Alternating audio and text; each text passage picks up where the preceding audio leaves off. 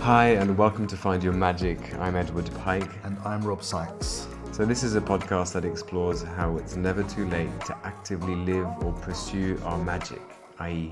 the things that we love to do and bring us the most joy.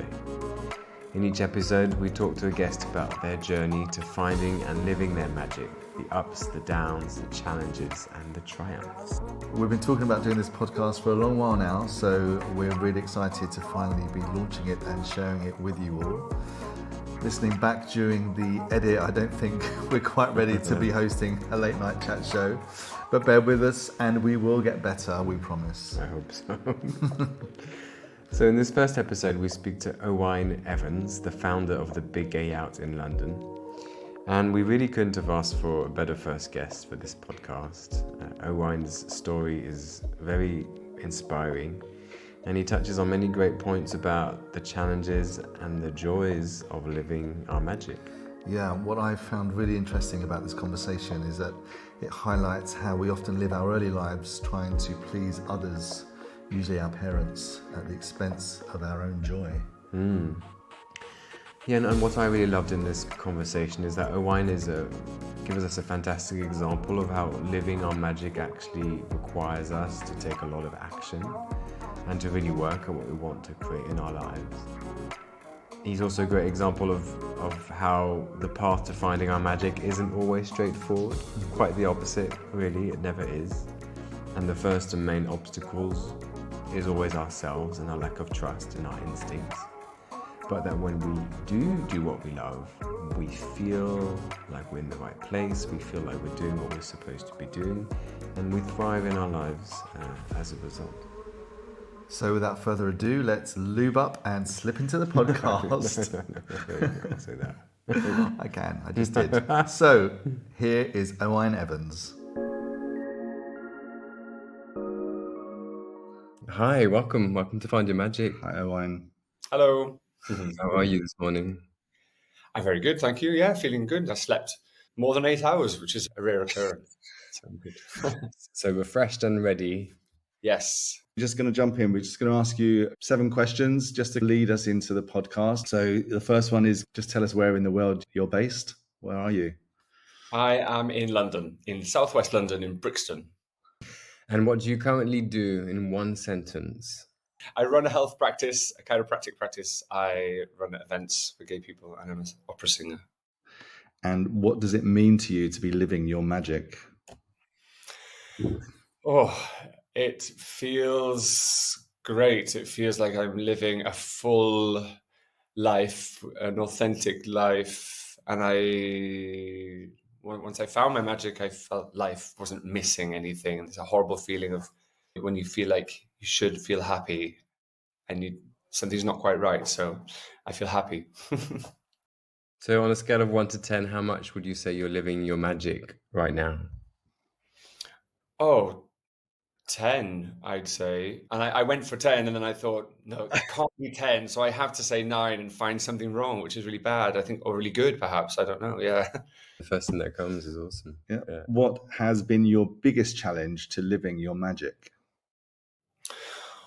Oh, yeah, that's a really good one. I think having faith in trusting your instincts and going against what society tells us we should do, as well as those internalized voices of our parents and everybody around us that told us who we should be and what we should do. So it takes a lot of bravery to not listen to that and follow your heart or your gut. And what's been your biggest achievement to living your magic? A key thing that I never ever dreamed would happen was getting into the Guildhall School of Music and Drama and being given an opportunity, someone believing in me at the age of 37, oldest student, I think, in a while that they had taken on, and getting to do a 2-year master's in singing. That kind of changed everything. And the final question, what are the 3 magics that you're going to be talking about today on the podcast? Helping people with chiropractic, being a chiropractor and that. The joy I get from entertaining people and singing for them, so singing opera, classical music, and the feel-good factor of helping my community, gay and queer and community, by helping them to connect through events that I organise.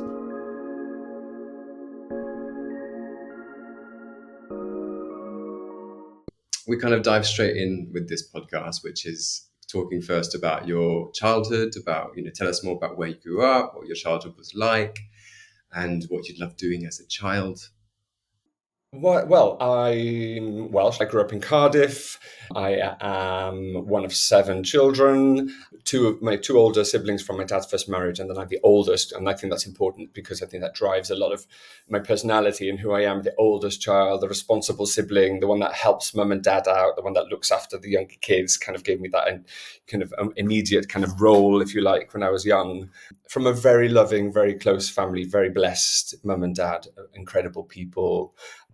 At the risk of being slightly annoying, because I know how many fathers in particular of that generation were not so good at expressing their emotions and supporting their sons in particular. I was, on the other hand, very lucky that I had a very emotionally expressive father. If anything, I sometimes joke that my mum was the more masculine role model. I do this because obviously what does that mean? But she was the one who would like not show her emotions and be like, I'm fine, just get on with it kind of thing. And just very strong, very tough woman, but super affectionate, super kind and caring. So very lucky with my childhood in that sense.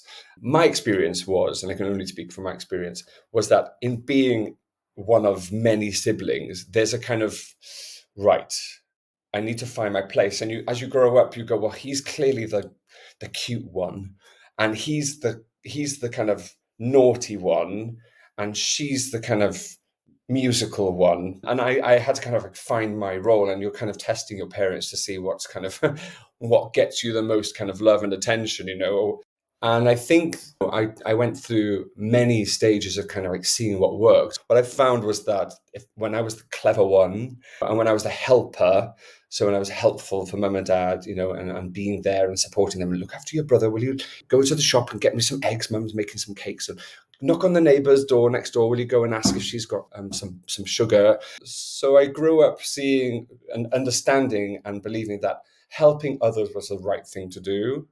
And then do good in school. I was the kind of clever boy in school. Were both your parents Welsh? Yes. My mum was half Dutch, so she's passed away now in 2018. But her father, my grandfather, was Dutch, and her mother was Welsh, and my father was Welsh, like like both parents, super Welsh. My father's father was a captain at sea and a very religious man. And my father had a very difficult upbringing from his parents. They were both, his father in particular was very strict with him. And he was an only child. So by contrast, he had 7 children and was always a firm believer in letting each child be their individual fullest self, which was interesting when I came out. To kind of jump ahead, when I was 17, I came out as a gay man to my mum, and it was a huge thing because I was terrified of disappointing her as a human being, because I'd spent all of my childhood life and teenage life strategizing to be her favorite and how to have her love and to not lose her love. And, I'm her helper, I'm her best friend, and she needs me, she relies on me, to have this big, dark, dirty secret that I was going to potentially lose all of that love and all of that hard invested work that I put into acquiring it, thinking, as many gay men do, oh God, I could be kicked out, I could be expelled from the family, they could hate me. And I said, one of the things I said was, please don't tell dad, don't tell dad, don't tell dad. He won't understand. I don't want dad to know. And it was a year later that she basically told him, or at least maybe it wasn't a year later, maybe it was immediate, but at least it was a year later that I found out that he knew, because I was with a boyfriend at the time in London that I had met online, that I had gone down to stay with. And my dad called me one day when I was 17, turning 18, saying, hello, I've been speaking to your mother. I was like, okay. And she's told me about you. And I was like, oh my God, this is so weird. What's she told you about me? Well, about your little secret. And I was like, I don't know what you're talking about. It's like, that you're gay. I was like, okay, fine. Well, I had to make sure that I wasn't going to, tell him something else. And he'd be like, no, I didn't know that. And, he just immediately, as my dad, he said, when I said and I wanted to have a big family and have children, I always told myself I wanted each one to grow into their, individual characters, and I would never try to shape anyone into anything other than what they are. And the fact that you're gay means no more to me than the fact that you play the piano or the fact that you like to cook and like to sing. And, it's what makes you individually you. And I love you all for. He basically said the perfect father speech. And it was interesting because I felt in the moment, not by anything she had said, but when I told my mum, there was a slight look of disappointment. And I know my mum loved me all my life. There's no doubt about that. Perhaps she was disappointed I wouldn't have kids, and she loved kids and she wanted to be a grandmother. And maybe it was that, I don't know. But as a 17-year-old, sensitive, insecure 17-year-old gay man, I went, oh my God, she doesn't love me. And I think then began a quest of kind of regaining her love that I had perceived I had lost. And then, therefore, that's why I became a chiropractor, became, a singer, and like always doing things to kind of prove myself to her. Let's just circle, kind of go back somewhat, Yes, I back said a a few lot. years to your childhood. I'm curious to know, because you mentioned earlier on about torturing yourself about when you were going to tell them. When did you know that or think that you were gay or different? It wasn't really until I was in high school. And it was an unusual one because I was bullied, and I was very different because I came from a different part of Wales, and we moved with my dad's work to North Wales. And it sounds so silly, but the accent's very, very different. So I had a very different accent. I looked different. My mum blow dried my hair back, and I, went to school with the kind of like the tie done up properly and I was not cool in any way, shape or form. I had no friends. And in primary school, I always hung around with the girls. So I kind of like gravitated towards the girls because I always found girls more interesting than men. And then started the kind of like, you're obviously different, you're obviously queer, gay boy, faggot, etc., etc.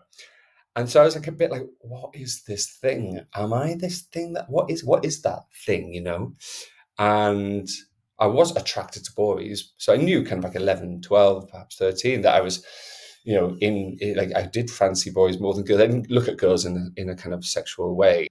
So, but then there's this kind of like, well, there's the thing they're calling me, which I may well be, is hated and despised, and is disgusting and wrong and unnatural and not the norm. And I don't want to be different. So then you're in a process of denial for a long time, and I was kissing the girls and doing naughty things with the girls, and trying to make myself straight, or kind of like put that part of me out, like a fire almost, like just I'll just kind of water it with girls. If that makes sense. Yeah, and how did that kind of that experience influence what you were doing in your life? Like, what were some of the things that you Yeah, did as a kid? How did that change as you became a teenager?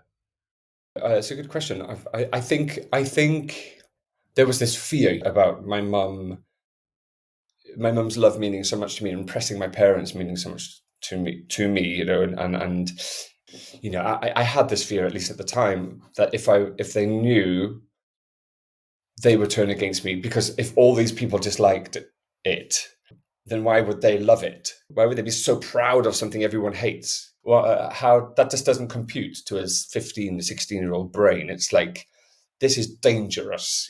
This thing I am is dangerous. Is a danger. I'm at risk of being hurt. I was being hurt, verbally and sometimes physically, for this thing I didn't even realize I was. So you can't believe a parent would embrace you for it. So yeah, I think being a teenager was a very difficult, confusing time of dealing with the kind of like, I'm this disgusting thing everybody hates. I want to win my parents' affection. That's at risk. I also want to do well in school, and I love school, but I hate school because I'm bullied at school. And I believe in helping people, and I want to help people, but I'm being attacked by everybody around me. So, it was a very difficult, dark time, school, which I'm sure it was for many people. What was the kind of your relationship with your siblings in relationship to you knowing or thinking you were different? In my household, I was the fifth. I was the oldest of five. And so the older two, I just never want to like forget that they existed, because we're very close, So the answer is never simple when like, how many brothers and sisters do you have? But I was the oldest, and I think sadly for my youngest siblings, I picked on them as often happens when you're bullied and you're the victim, you become someone else's bully because it's a way of reclaiming your power in the world, So to be honest, I think as the oldest child, what I've learned through my therapy is that I was jealous of my mum having more and more and more children, because I was like, what's wrong with me? Mm. Was I the prototype that wasn't quite good enough? And now this is the kind of the better That's model and the better model and the better model. yeah. Who wants the iPhone 1? Nobody, So it's like, which, we got the latest model. So, and when my mum had my youngest sibling, who was a girl, we were boy, boy, boy, boy, girl, no more children. So that even was interpreted by the childlike mind as, oh, you wanted a girl. So basically, I couldn't win because I'm a man. Yeah. So sadly, I was a bit mean to my brothers. Not my sister. I didn't bully my sister, but And I protected her. But I was. did they kind of pick up on you being like different? I Or think were they I mean, when I told them I was gay, they knew. They were like, yeah, like no shit kind of Yeah. thing, obviously. I mean, like, you're the most stereotypically gay person back in the day anyway. So it's funny because everything's so different now, with Gen Z, but like everyone's gay now. It's great. Everyone's queer. Everyone's a bit of everything, which is fantastic. But back in the day when we were more kind of ready to go, I will label myself as this forever. Thank you. I'm going to be gay stamp.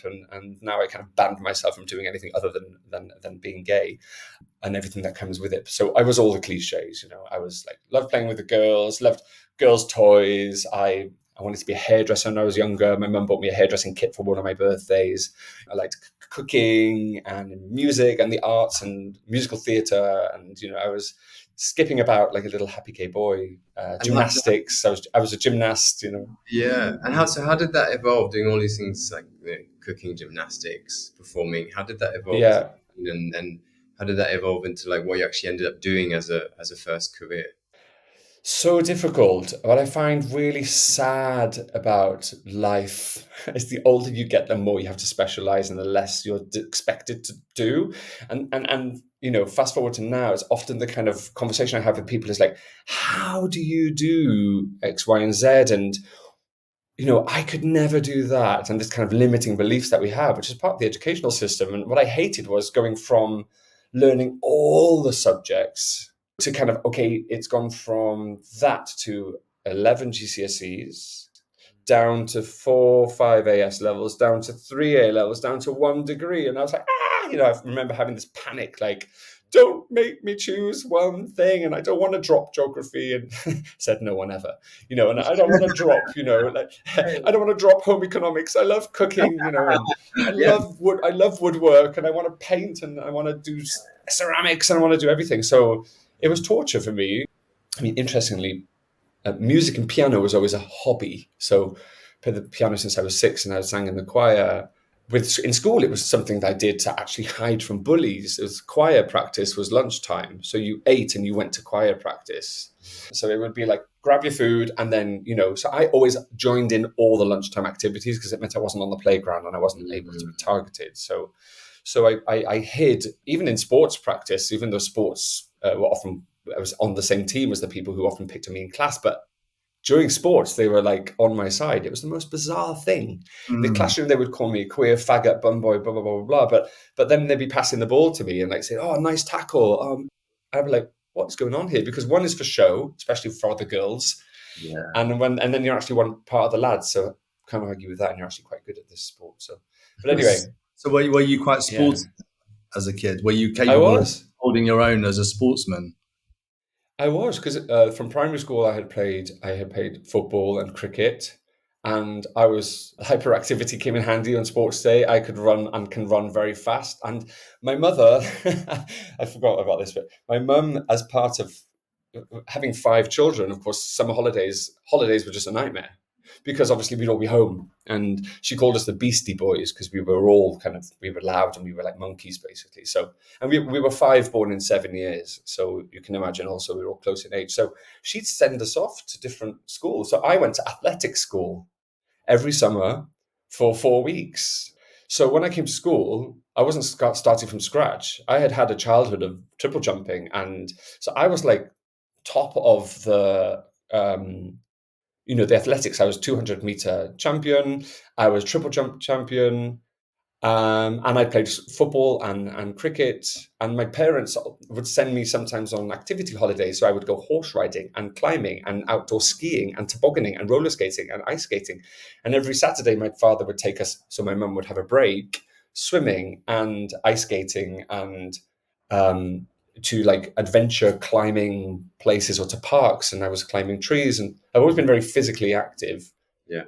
So when you were asking me, Rob, about kind of like the kind of narrowing down of options or that's what we were talking about, it was hard to kind of go, right, okay, well, what do I want? What's the main thing I want to do? And then I was like, okay, arts or sciences. And I had done music and art and theatre as GCSEs, and I dropped theatre and I dropped music, and I did art for A level with biology and chemistry, because I thought I'd probably end up doing a biological science or a life science of some sort, healthcare. And then I did A levels, and ironically, my best mark was in art. I got an A in art, and then B and a C in biology and chemistry. And then I was like, well, there's no money in the arts, and I think my parents would be happier if I was looking like a doctor or something like that. I need to do something very respectable, and that's what happened. So you didn't. So you that was quite a pivotal decision for you then, not to choose art or the arts, something that you actually Yeah, love to do. loved. You Yeah, made that decision based on what you thought your parents would be happy for you to do. yes, it was a big factor. My dad was a radio broadcaster. I say was, he still almost works. He's 82, and he's a writer and a lyricist, and he's quite prolific in Welsh literature. But he was first and foremost a radio presenter. So, and I think we had a very great childhood, very lucky. But then later on in life, I witnessed as a teenager the instability of the artistic world, of the media, and 1 minute you're this, and then you're nothing, or not nothing, but you Mhm. lose work, and then Mhm. that led to us having to move house, and so I just felt this instability around the arts and performing. And it was, everybody kind of knows that. Even if you're 18, people know that it's not an industry you go into to make money. I'm not talking about becoming a film star. I'm just talking about being a performer, a pianist, a singer, an actor, like on stage. But so, yeah, I decided, okay, I do love it, but it's too risky. And what's also interesting is that I compared myself to other people in school, which is a big thing in a story throughout my life. And I thought, well, she's obviously the jazz, tap, ballet, all singing, all dancing, kind of like High School I Musical. can't be. She's the one. Yeah, she's the one that's going to be making it big in the West End. And he's got grade 8 piano, and I'm only grade 7. So I'm not good at piano because there's someone better than me over there. Okay, so if at this age I'm seeing so many people better than me, of course you don't. It's so stupid almost, because obviously art is so subjective, and some people I know now that people would hate the way that he plays a piano or hate the way that she sings, and some people would love it. So there's someone for everyone. But I decided I was of the frame of mind and needed that security and stability and reassurance that I didn't want to become I didn't want an artistic career and disappoint my parents, number one, and be financially unstable.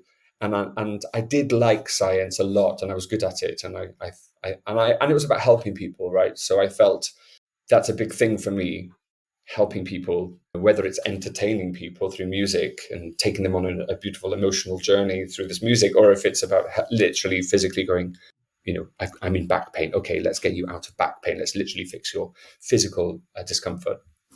And I chose that one, which was a bit more reliable.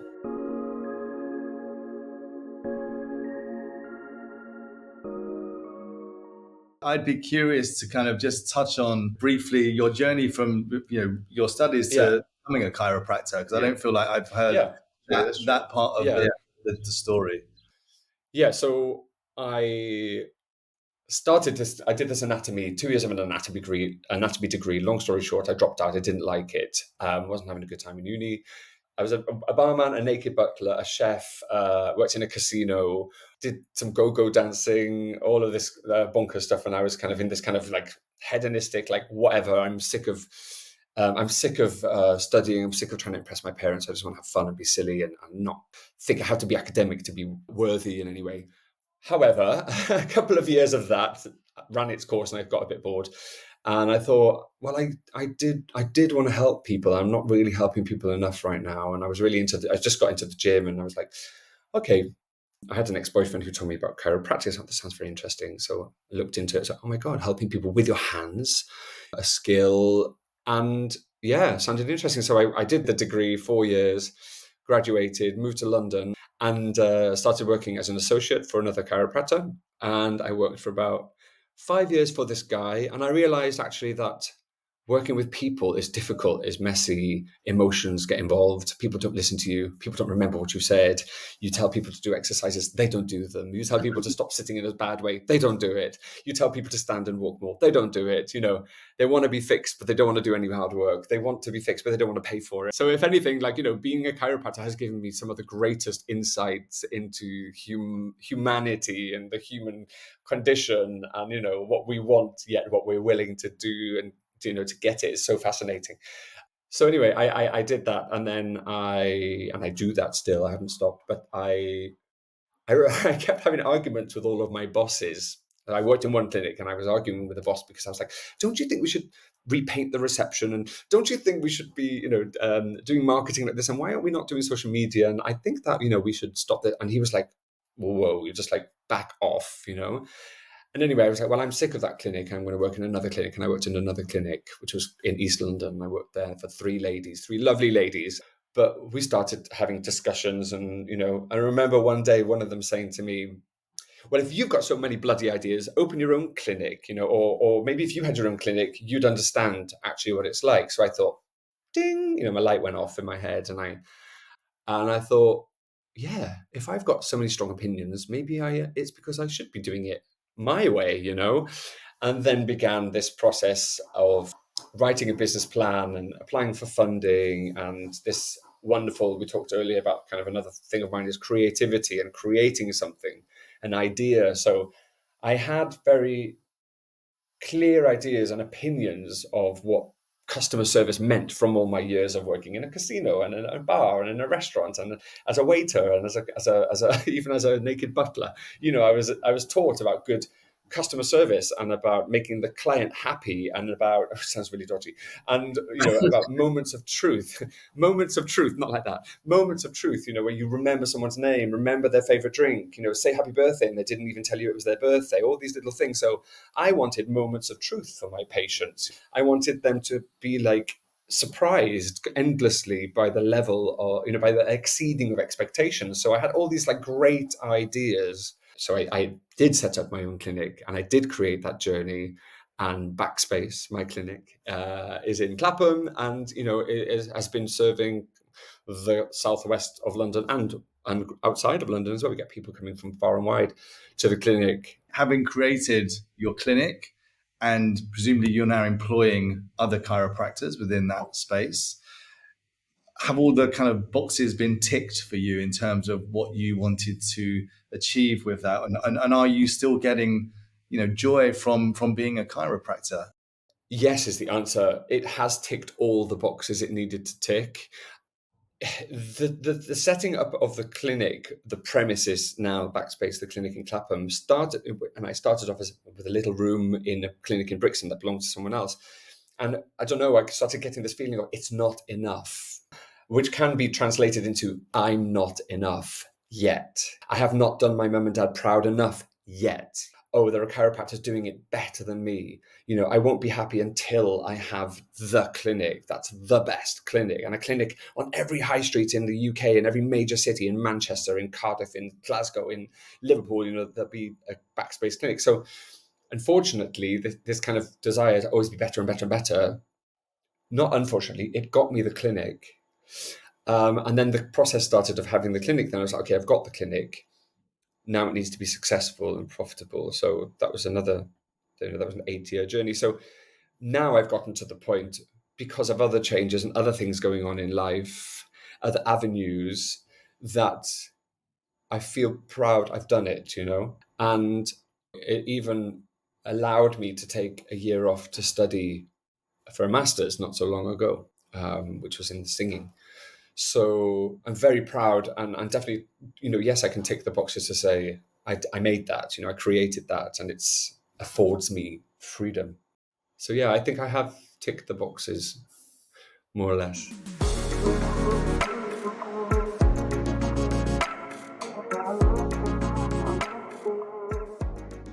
You touched on the masters, so moving into your next magic. Tell us about that journey of singing. Doing what you love. Journey. Yeah. Singing is something I did all my childhood. From my parents would sing to us. We would sing as a family, not like the Von Trapp family, but we would sing. Everybody likes to sing.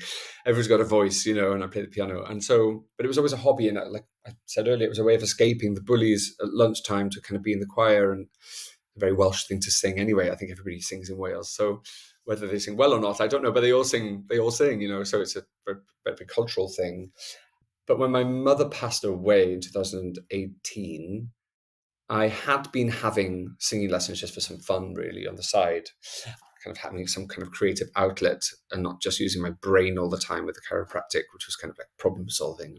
So I had been singing, and then I went on a kind of typical, parent dies, and it's kind of like, oh my God, what's the meaning of life? Existential moment. And, like if she's died now and all this stuff I've created was for her truly to actually impress her.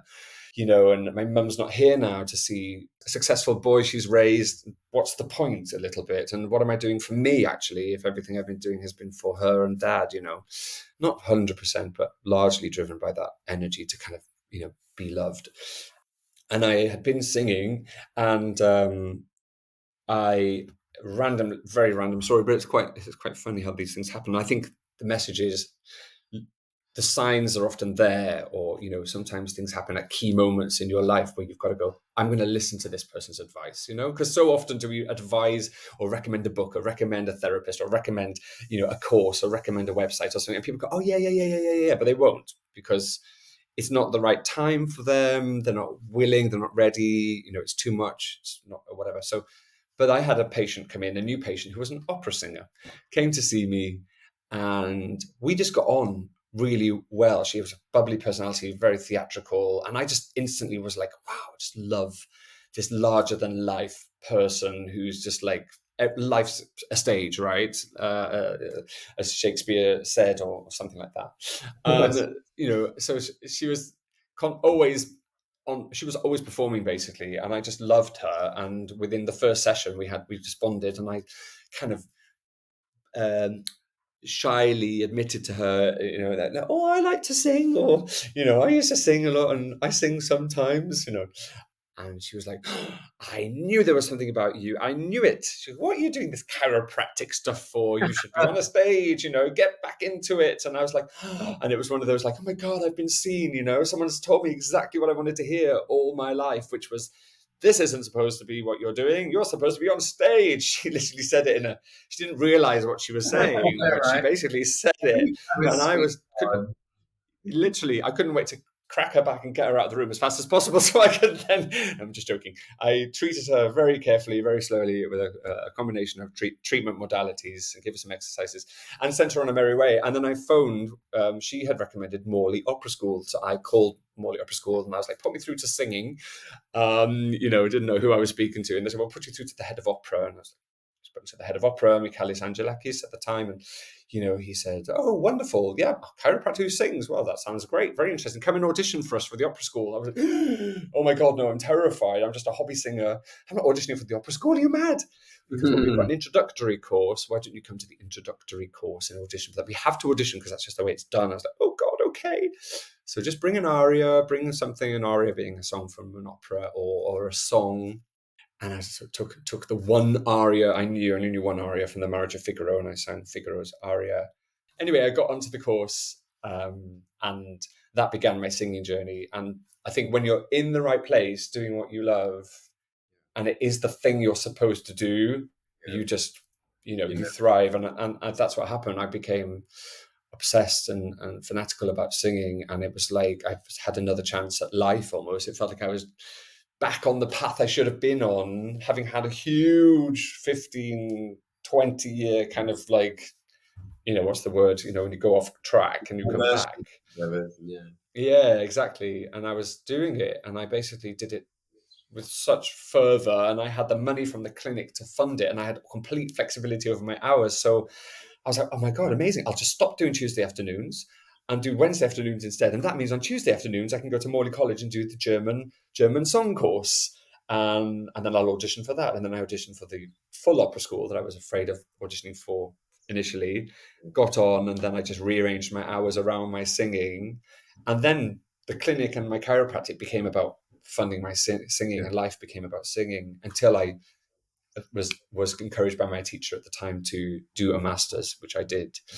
And that was a pivotal moment, because it was kind of, when doing the course at Morley was kind of a hobby thing, more recreational. But then a master's is basically, you do a master's if you think of having a career in that. So I did this master's in performance, my instrument being the voice, and then I graduated last year. So then the clinic became okay. I was like, okay, what am I going to do now? Because the clinic is obviously my day to day, my money, it takes a lot of time to run a business as well. So I was it's been about making my clinic run itself, that it doesn't need me so much, and that I can sing and free me up to do that.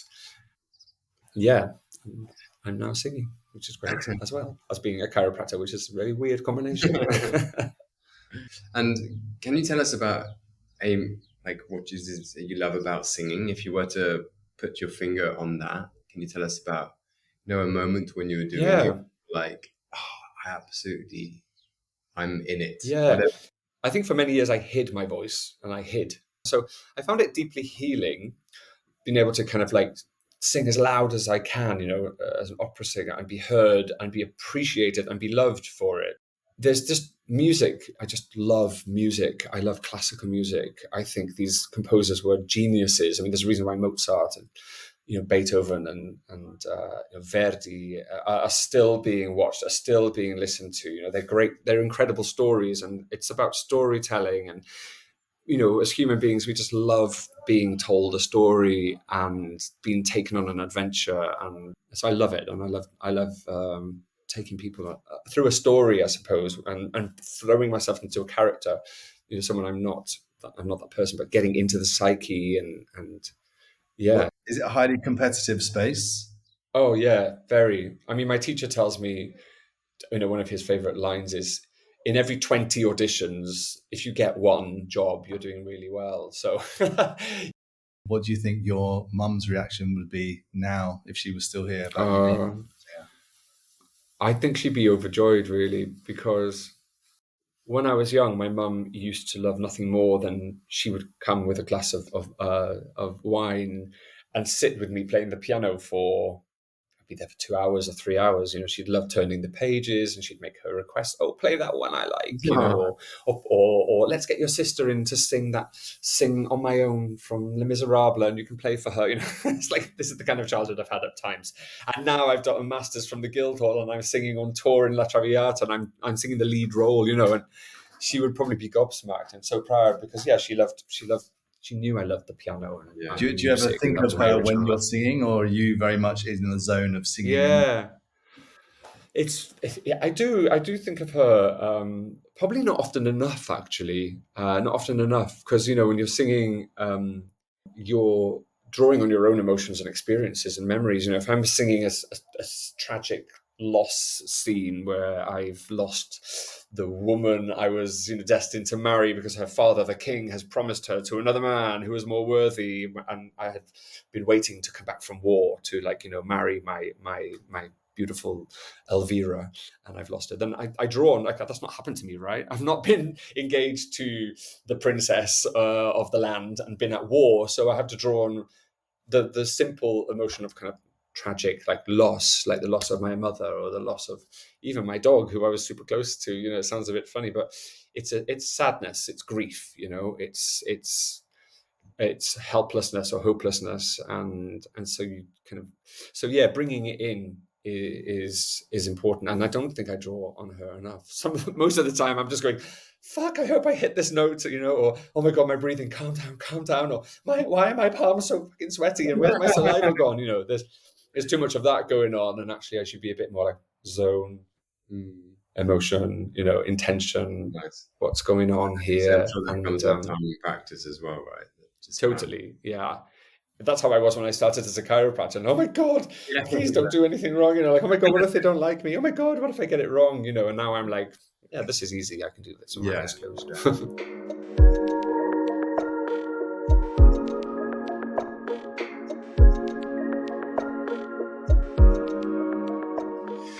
Okay, should we move on to your third, what should we call him, ingredient of your magic, which is probably the big gay out and connecting people in that sense. So tell us about the journey to creating that.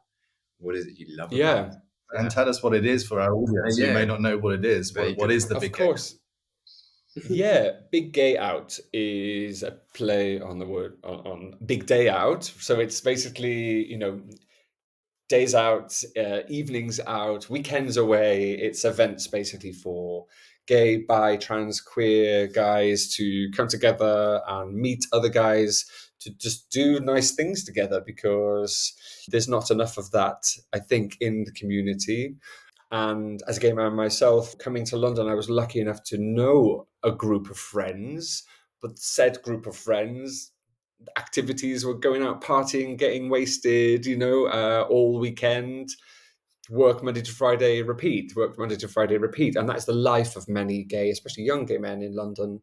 Because, it is all here. And there is a mecca for gay men from all around the world. And the clubs, the music, it's all very intoxicating. And it's often escaping from, like for me, escaping from rural Wales, or escaping from homophobic Middle East, or wherever, to kind of feel safe and be with other gays. And so you join in with what they do. So through my own experiences as a gay man, feeling that my social life was sometimes lacking, well, often lacking, basically, in real, genuine connection and time spent doing kind of fun stuff without the use of intoxicating substances. So I contacted, let's say, about 10 of my closest friends who I was going to the dinner parties and the parties and the clubs and whatever with. And I said, does anybody want to do different things? I'm thinking of organizing events like going to the theater, going to the cinema, going bowling, going climbing, going trampoline, going skating, going swimming. And if you fancy joining me, then yay. If not, great. Like, even if one or two of you wanted to come. And they were like, yeah, I'm up for it. Join me. Sorry, add me to the group. So I did a WhatsApp group, and we went to watch Panto. We watched Jack and the Beanstalk at the Palladium, and it was loads of fun. And there were 4 of us. And then we went to watch Frozen. Actually, Frozen was first, and then the Panto was in January. And then we went climbing. So I was organizing things that we didn't do. And then friends of the group joined. Can I add my friend? Can I add my friend? Can I add? And I knew most of them. And then people I didn't know started joining. I was like, okay, well, this is interesting now, because I'm organizing events for non-friends, people I don't know. And that's an interesting moment there where you go, what is this? Who's this for? Who am I now? What am I? Am I a creator of something for everyone? Do I exclude? Do I include? Is it exclusivist? Is it not? Is it inclusive? And how far does inclusive go? So then I thought, okay, well, I know a lot of really nice gays in London, believe it or not. They exist. And I thought, they're not mean girls, they're actually nice, fun guys. And I'm going to actually just write this generic message, which I did. Hey, how you doing, babes? It's been ages. I don't know. This might sound weird, but I've started this group where I organize events like bowling, hiking, blah blah blah blah blah blah blah, and it's for people who want to do something other than partying and going out. It's not about partying. It's not about apps. It's not about hooking up. It's not about drugs. It's not about sex. Like, whoa, shock horror to the gay community. Like, what do you mean? Not those things. Like, why on earth would we spend time with each other They then, all right? blocked you.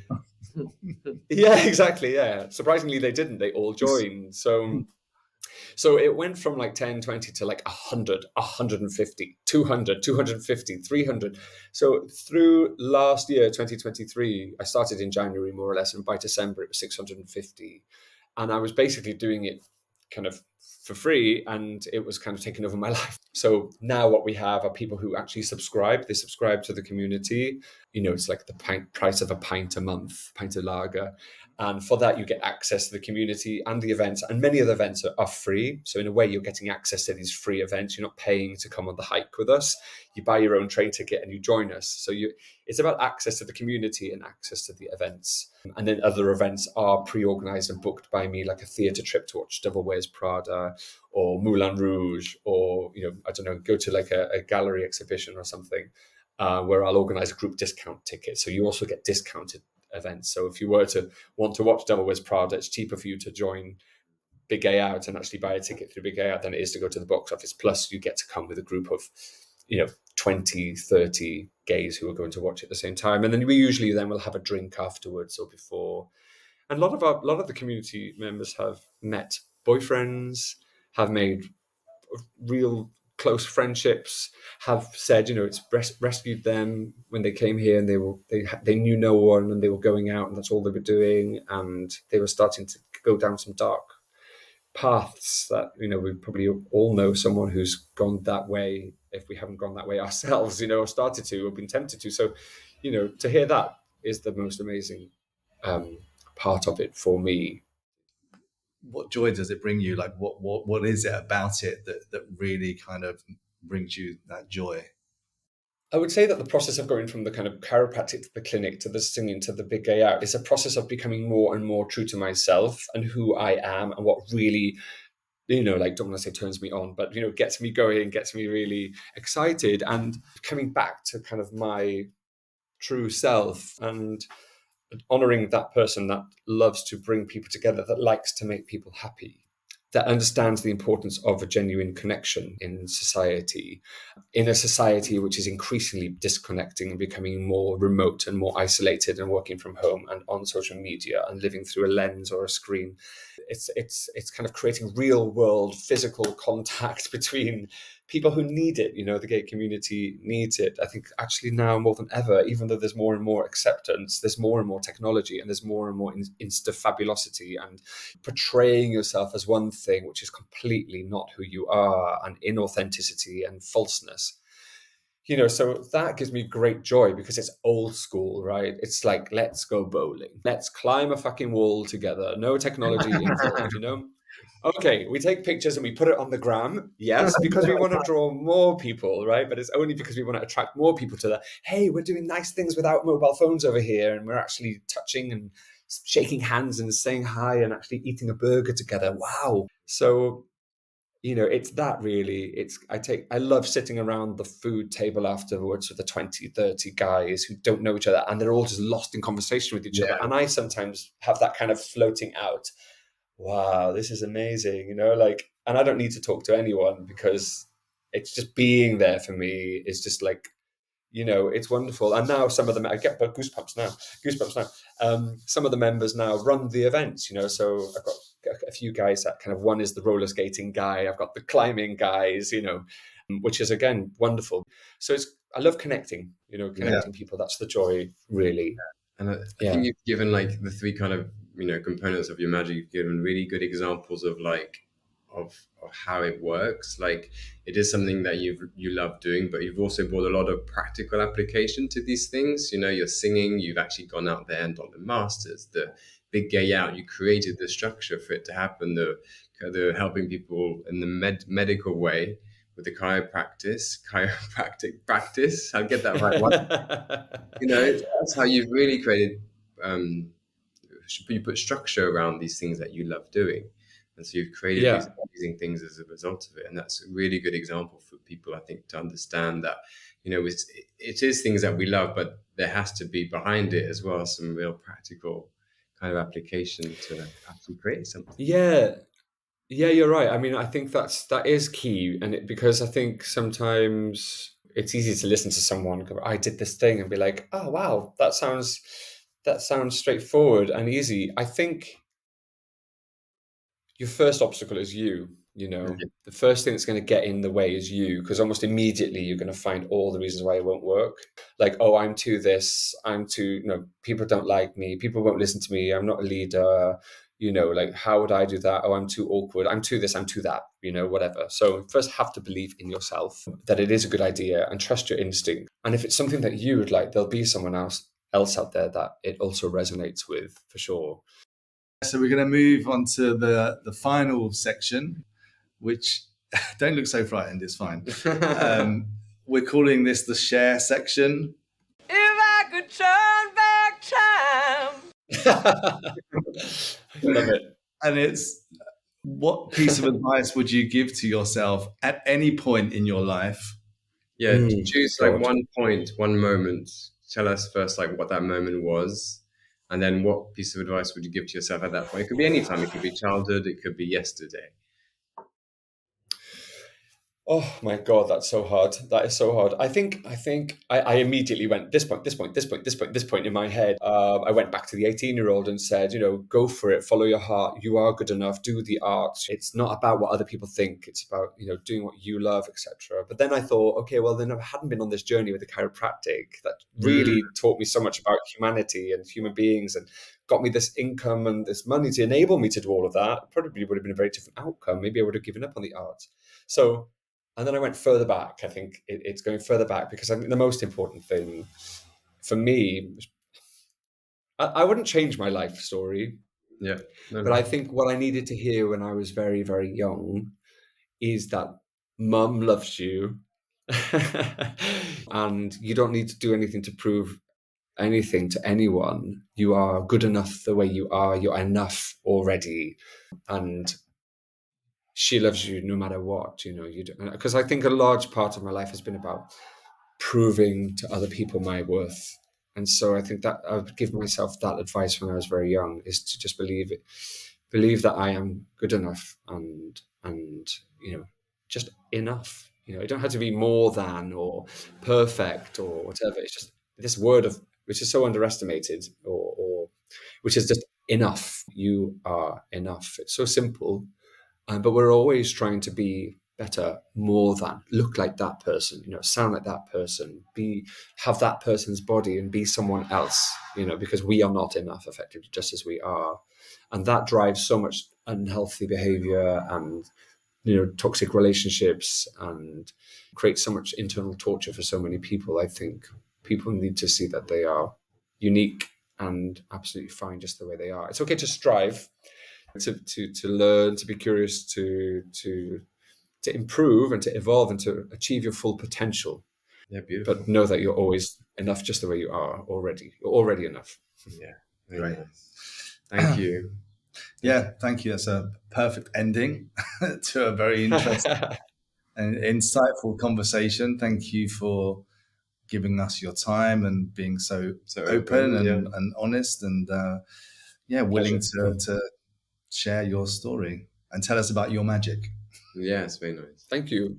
Well, I was very touched you even asked me, so thank you. It's a pleasure.